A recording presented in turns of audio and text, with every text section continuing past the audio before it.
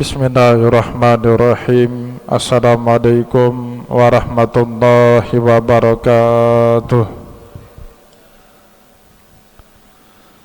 Alhamdulillahilladzi ja'alal ilma taharatan linnufus wa nuran lil basair wa hadiyan ilal jannah.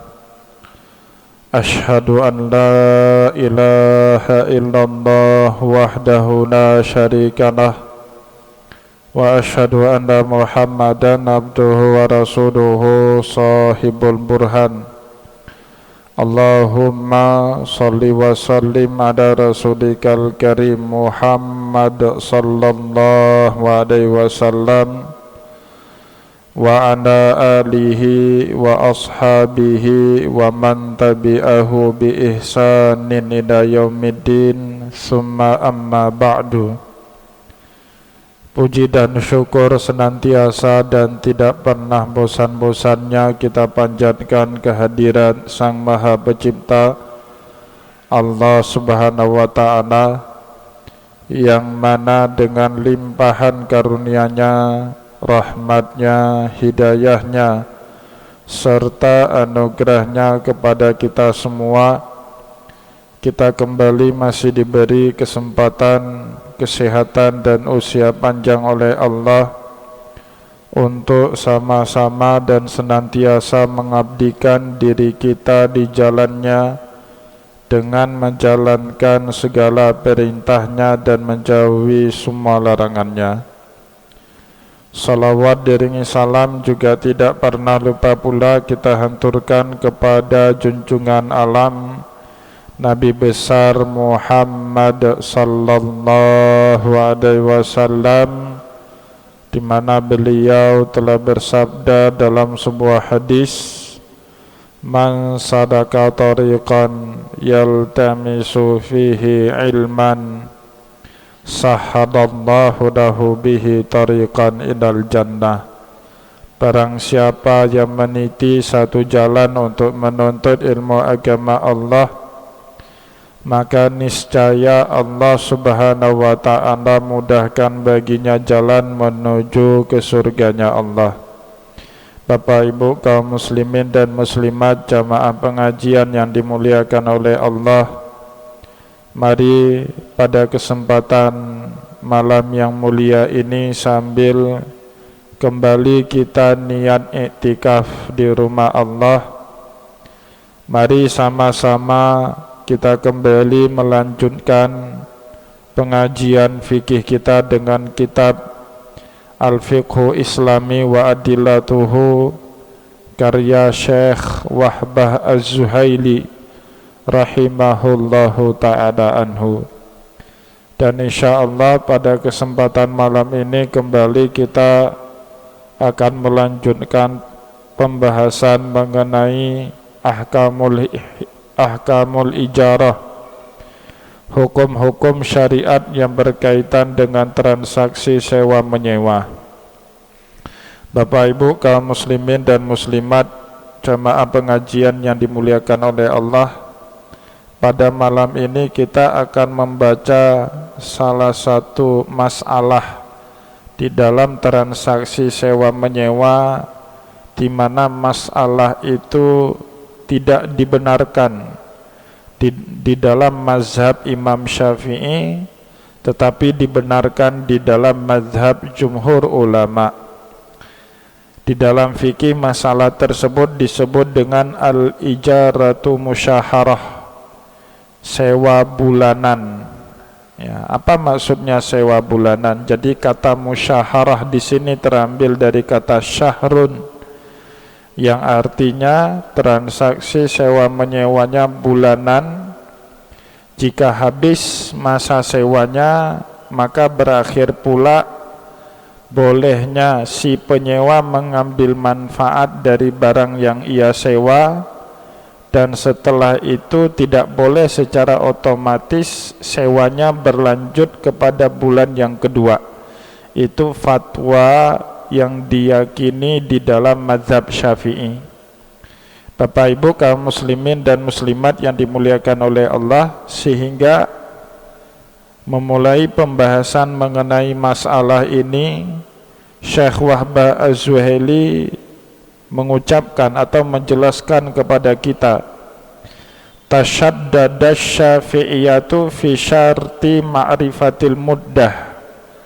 Para ulama yang bermazhab Syafi'i agak sedikit lebih keras, agak sedikit lebih kaku di dalam mensyaratkan pengetahuan mengenai masa ataupun jangka dalam transaksi sewa menyewa.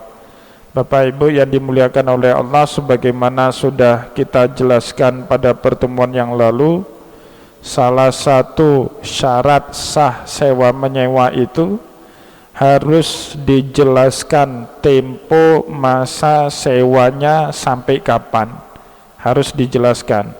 Yang punya sewa harus menjelaskan kepada yang menyewa barang yang akan dia sewakan, harus dijelaskan itu kepada mustajir, ya, orang yang mau menyewa barang yang kita miliki.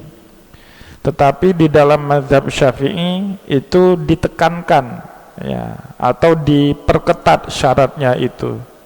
Bagaimana caranya para ulama bermazhab Syafi'i memperketat syarat jangka tempo sewa itu harus diterangkan di dalam akad? Faqalu fi sahihi indahum, para ulama yang bermazhab Syafi'i berpendapat menurut pendapat ataupun fatwa yang kuat di dalam mazhab Syafi'i, in ajira syakhsun darahu kulla syahrin bidinarin masalan.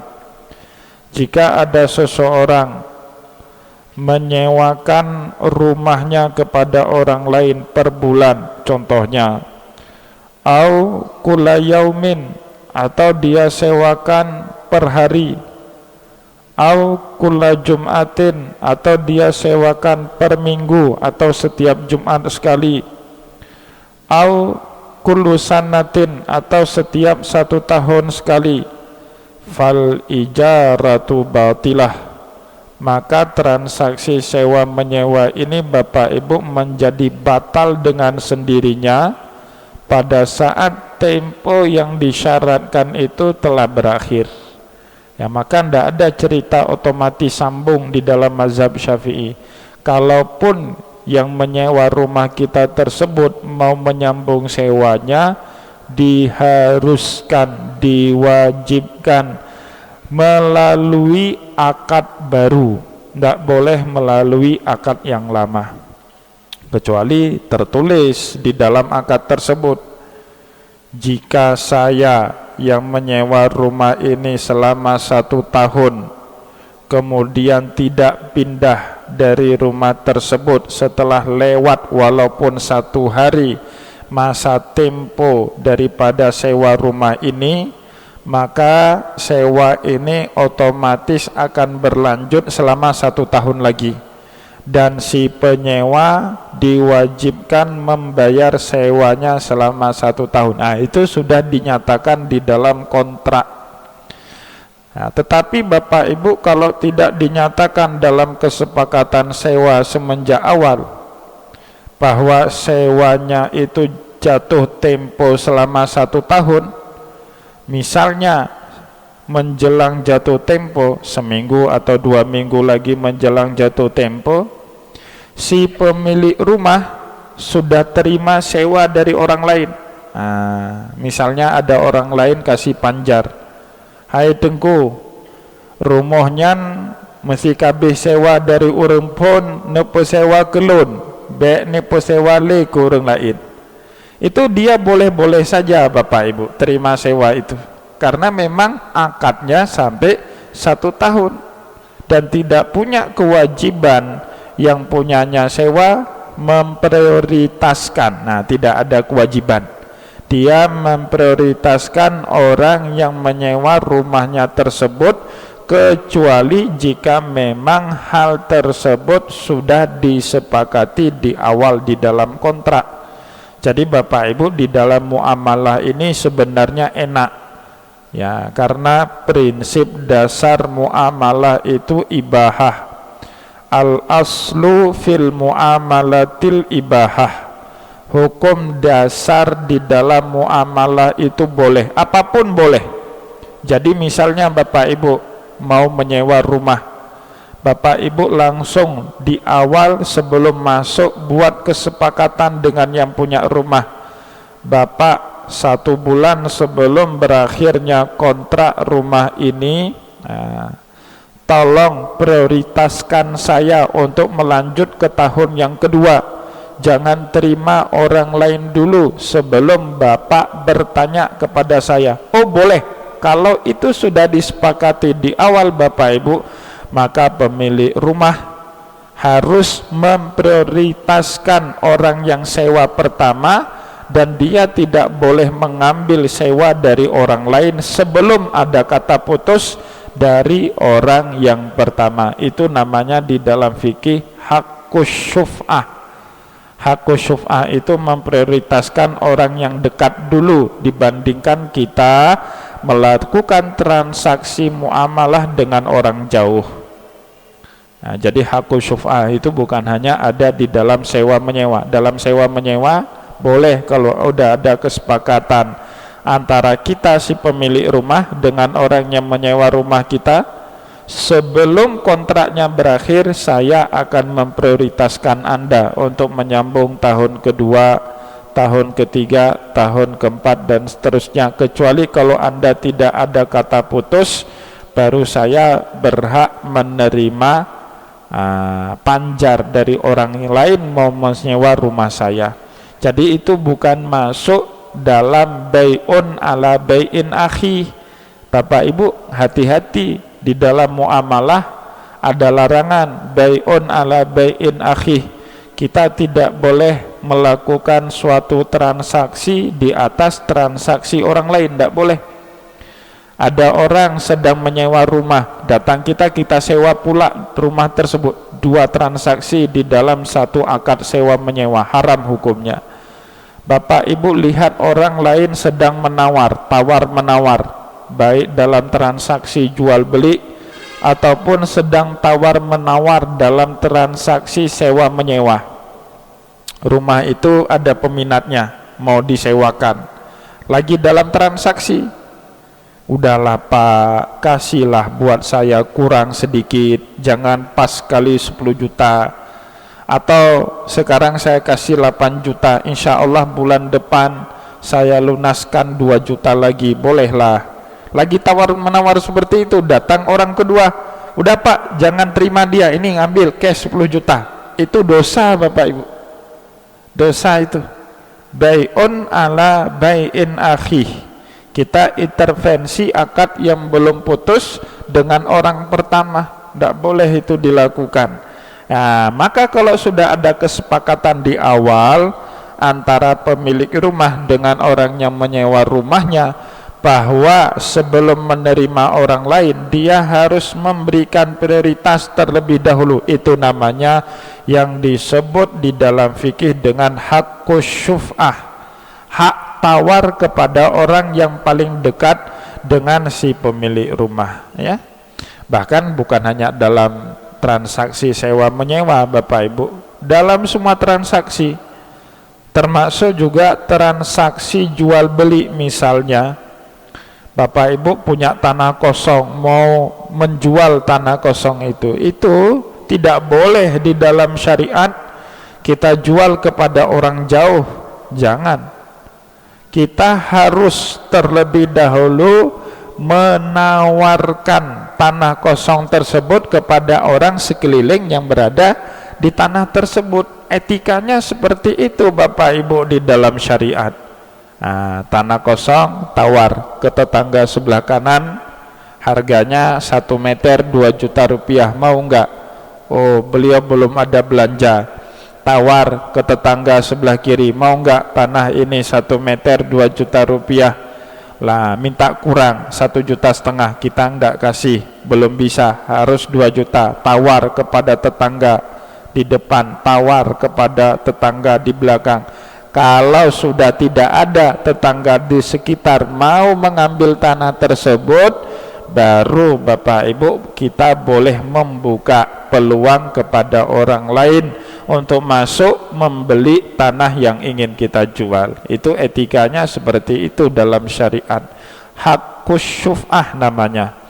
Dan itu Bapak Ibu didasarkan kepada sabdanya Rasulullah di dalam transaksi muamalah, al-muslimuna ala syurutihim, setiap kaum muslimin terikat dengan syaratnya masing-masing, illa syartan, kecuali satu syarat, ahalla haraman wa harrama halalan, syarat yang menghalalkan yang haram dan juga syarat yang menghalalkan yang haram dan mengharamkan yang halal. Itu yang enggak boleh, itu gugur, batil, gugur dengan sendirinya kalau ada akad tersebut mengandung halalkan haram atau mengharamkan yang halal. Oleh sebab itu Bapak Ibu, kalau itu disyaratkan di awal, maka kontrak sewa menyewa itu boleh bersambung dengan sendirinya di bulan yang akan datang atau setelah kontrak yang pertama habis. Tetapi para ulama bermazhab Syafi'i berfatwa, jika tidak ada kesepakatan itu di awal, maka kontrak Bapak Ibu berakhir dengan sendirinya dan tidak boleh ada kata sambung otomatis untuk menghindari yang namanya mufdiyatun ilan niza, berpotensi muncul sengketa di kemudian hari. Hai hana go na pegah baro seharusnya na petabaile kelun, saya nggak punya kesepakatan apa-apa dengan Bapak, boleh saja saya terima orang kedua untuk masuk sewa tempat saya. Saya pernah ngalami seperti itu, Pak. Satu hari di Yogyakarta, ada acara 5 hari saya di Yogyakarta, rencana di hari kelima akan pulang, ya tidak ambil lagi hotel kan check out jam 12 karena mau pulang malam. Ternyata pesawat kami itu di cancel. 1 hari sebelum itu pesawatnya di cancel, di delay penerbangannya keesokan hari, diberitahu lewat WA, diberitahu lewat email. Jadi akhirnya di malam itu sebelum esok hari selesai masa tinggal kita di hotel itu, saya pergi ke resepsionisnya minta sambung, nginap tambah 1 malam lagi berarti. Enggak bisa Pak, kamar Bapak itu sudah di booking sama orang. Betul itu ya, enggak bisa secara otomatis kita itu kan, apalagi hotel berbintang itu sudah tersistem dengan sangat baik Bapak Ibu ya. Apa check in check out itu sudah tersistem dengan sangat baik. Beda kalau kita dengan manajemen tradisional, misalnya Bapak Ibu punya kos-kosan 10-20 kamar, biasanya kan belum pakai sistem itu sewa menyewanya, masih pakai tradisional ya. Yang seperti itu berpotensi double Pak. Kita sudah terima orang sewa, orang tadi mau nyambung sewa, kan akhirnya saya carilah kamar lain, dicari-cari tidak ada Pak, kamar kosong, harus pindah ke hotel sebelah hanya untuk 1 malam aja cari hotel lain ya. Akhirnya cari hotel dekat-dekat Bandara Adi Sucipto ya, untuk mudah keesokan harinya pergi ke bandara. Bapak Ibu kaum muslimin dan muslimat jamaah pengajian yang dimuliakan oleh Allah, maka Syekh Wabazweli menjelaskan kepada kita fal ijaratu batilah, kalau tidak disyaratkan itu sejak awal, maka ketika akhir sudah selesai. Kalau disambung, maka akad sambung itu batil secara syariat. Li'anna kulla syahrin yahtaju ila aqdin jadid. Ini yang tadi kita jelaskan, setiap bulannya kalau sewanya bulanan membutuhkan akad yang baru ya, minimal Bapak Ibu ada catatan tertulis. Jadi kalau Bapak Ibu usahanya lewat transaksi sewa menyewa ya, misalnya Bapak Ibu toke kos-kosan, ya punya kos-kosan. Biasanya jamaah Lambuk yang banyak toke kos-kosan, Pak. Saya dengan besok subuh pengajian di Masjid Al-Islahiyah Lambuk itu, ada 5 sampai 7 orang jamaah Lambuk itu toke kos-kosan semua, Pak. Kalau di sini agak jarang jamaah kita toke kos-kosan, tapi jamaah Lambuk itu laris manis kos-kosan, Pak. Ada yang punya 20 kamar, ada yang punya 15 kamar. Yang sewanya siapa? Kos-kosannya kos-kosan elit kalau di Lambuk itu, Pak. Ya, ber-AC, ranjangnya spring bed, sudah ada kamar mandi di dalam, bahkan ada yang punya TV, disediakan wifi. Kos-kosan elit itu, 1 bulannya 2 sampai 3 juta itu di Lambuk. Yang sewanya siapa? Dokter-dokter spesialis yang sedang PPDS di Rumah Sakit Zainal Abidin. Itu keberkahan sendiri buat warga Kampung Lambuk. Nah, maka banyak itu jamaah-jamaah kita di Kampung Lambuk itu pensiun. Kita lihat seperti pengangguran, Pak. Tapi waktu kita tanya-tanya, kos-kosannya 20 kamar, 30 kamar. Satu-satu kamar 3 juta sebulan, Pak. Ya, apa enggak goyang-goyang kaki aja kerjanya orang Lambuk itu, ya. Nah, itu berkah bagi mereka orang Lambuk, ya. Jadi Bapak Ibu kaum muslimin dan muslimat jamaah pengajian yang dimuliakan oleh Allah, jadi seandainya kita punya usaha seperti itu, minimal harus ada catatan tertulis, nggak boleh ngan ibabah. Nah, kalau sudah punya usaha seperti itu nggak boleh modal ibabah. Tamang junya bulun ke habis nak tebit. Jangan, Pak. Nah, itu muncul pertikaian. Minimal punya catatan, tanggal masuk, tanggal keluar, fotokopi KTP, taruh di situ, teken. Minimal ada buku seperti itu. Yang baik lagi kalau memang sudah usahanya besar seperti itu, punya sistem atau minimal kasih kwitansi lah sebagai pegangan, ditanda tangani bersama pegangan. Kalau sudah habis bulan atau sudah habis masa sewanya harus keluar. Kalau mau nyambung, dalam mazhab Syafi'i diharuskan yahtaju ila aqdin jadidin, harus dengan akad yang baru, li ifradihi bi ujratin muayyanah, karena boleh jadi Bapak Ibu ongkos daripada sewa bulan ini atau ongkos daripada sewa tahun ini berbeda dengan tahun berikutnya, ya kan? Namanya fluktuatif itu ongkos itu, tergantung hukum ekonomi, supply and demand. Banyak permintaan kamar tidak tersedia. Nah, kayak kemarin Pak PON itu, Masya Allah, saya ada beberapa jamaah Masjid Lambuk itu plap disewa 1 bulan. Nah, cuman ada 10 kamar, 10 kamar lagi terisi, 10 kamar sewa 1 bulan 25 juta, ambil cash. Saya bilang ini sama pemerintah harus bayar di depan cash, kalau enggak nanti selesai PON duit nggak tahu lagi cari di mana. Kan betul nggak ya? Ada itu, kasihan.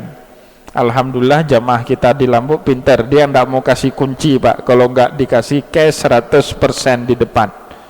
Nah, itu ada jamaah-jamaah kita yang punya usaha, terutama yang rental mobil, Pak, bayar 50% dulu, 50% lagi sampai hari ini hanya 4. Nah, yang tendernya itu handphonenya sudah mati, Pak. Jadi handphonenya sudah mati, ya. Nah, kasihan itu, mobil udah dipakai, ya, tapi sewanya belum lunas, ya kan? Kasihan itu. Nah, maka Bapak Ibu harus dengan akad, ya, dan baiknya dalam akad sewa menyewa dilunasi di awal terus, untuk menghindari hal-hal yang tidak diinginkan. Dan itu boleh, pelunasan itu di awal boleh, pelunasan di akhir bagaimana Pak Ustadz? Boleh juga kalau disepakati seperti itu. Pelunasannya setengah-setengah, misalnya 1 tahun, bulan pertama kontrak sewa rumahnya 20 juta misalnya, masuk pertama 10 juta, masuk bulan ke-6 bayar 5 juta lagi, 15 juta, masuk bulan ke-8 bayar 5 juta lagi lunas, boleh kalau memang itu disepakati di awal. Bapak Ibu kaum muslimin dan muslimat, jamaah pengajian yang dimuliakan oleh Allah, fa illam yujadu aqdun wa dzalika yaqtadil butlan, ya, maka kalau tidak ada akad baru, nah, batallah sewa menyewa tersebut. Hadza bil idafati ila jihalatin muddatil ijarah. Nah, ini kalau kita mengaitkannya dengan syarat di mana transaksi sewa menyewa itu harus jelas masa sewanya itu sampai kapan. Bapak Ibu kaum muslimin jamaah pengajian yang dimuliakan oleh Allah, selanjutnya bayanul amal. Kalau di dalam transaksi sewa menyewa objeknya itu barang atau benda, kita disyaratkan menjelaskan tempo sampai kapan benda itu dipakai. Kalau sewa menyewa jasa, bentuknya jasa, bayanul amal, maka yang harus dijelaskan itu selain daripada tempo, kita memperkerjakan orang ini berapa lama, ya. Tapi nanti itu diskusi di antara para ulama. Sebagian ulama kalau sewa menyewanya jasa tidak mensyaratkan masa waktu. Nah, tapi yang disepakati oleh para ulama dalam transaksi sewa menyewa jasa harus dijelaskan pekerjaan yang harus dilakukan oleh pekerja yang tenaganya kita sewa, harus dijelaskan. Kalau masa waktu tidak harus, misalnya Bapak Ibu punya toko, kerjakan orang, tidak harus jelaskan kamu kontraknya 1 tahun, tidak harus, sampai kita butuh, kira-kira orang ini nggak perlu lagi kita pakai, ya kita pecat. Nah, tapi itu kan bertentangan sekarang ya kalau dengan undang-undang ketenaga kerjaan itu tidak boleh seperti itu, harus dijelaskan. Maka nanti kita akan bicara, para ulama berbeda pendapat apakah dalam transaksi sewa jasa juga harus dijelaskan masa kerjanya atau tidak. Tetapi Bapak Ibu, yang disepakati oleh para ulama kalau kita mempekerjakan orang lain, yang pertama harus kita jelaskan tanggung jawabnya apa saja, ya. Bapak Ibu memperkerjakan orang jaga rumah Allah misalnya, kita kasih dia gaji, kita jelaskan kamu kerjanya bersihin masjid dalam aja, kalau luar ada yang lain. Itu harus jelaskan. Nah, saya dulu Pak waktu sampai ke Mesir pertama, sebelum tinggal di asrama Al-Azhar, tinggal di masjid, berdua sama teman orang Jawa Timur, tinggal di masjid. Kalau kata orang Betawi jadi marbot, jadi bilu, tinggal di masjid. Alhamdulillah nggak usah bayar kamar kan, sudah ada masjid. Tugasnya itu dijelaskan. Kalian tugasnya azan, iqamah, jadi imam. Yang penting jangan sampai masjid ini tidak terdengar suara azan, tidak ada yang memimpin sholat 5 waktu, ya. Kemudian membersihkan bahagian dalam, bahagian luar masjid itu ada petugas yang lain, dijelaskan. Ya, dapat gaji bulanan kami di situ di masjid itu. Bahkan alhamdulillah dekat dengan masyarakat di situ. Kalau bulan Maulid sering dapat antaran makanan, Pak. Alhamdulillah, nasi biryani, nasi mandi itu datang setiap hari itu kalau sudah musim Maulid. Samalah kayak kita di Aceh, cuman mereka